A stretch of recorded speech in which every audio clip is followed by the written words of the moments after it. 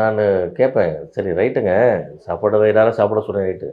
இந்த டீ காஃபியே கொடுக்கக்கூடாது, Bournvita Horlicks Boost தான் கொடுக்கணுன்றீங்க. Strictly no tea coffee available shooting வந்தீங்கன்னா.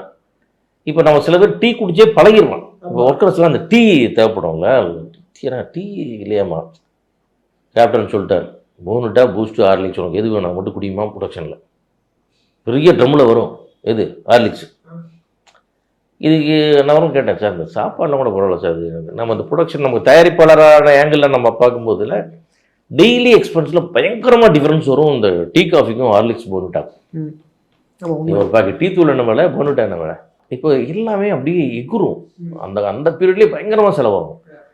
அப்போது போய் கேட்டேன், இது ஒன்றையாவது விட்டுருலாங்க, டீ காஃபி கொடுத்துடலாங்க, முடியலங்க ரொம்ப செலவாகுது இது, ப்ளஸ் வந்து சில பேர் டீயும் கேட்குறாங்க அப்படின்னு. அதெல்லாம் இல்லை, அவங்க வீட்டில் எதை சாப்பிட முடியாதோ அதையெல்லாம் நம்ம ஷூட்டிங்கில் வந்து அவங்க சாப்பிட்ணும்.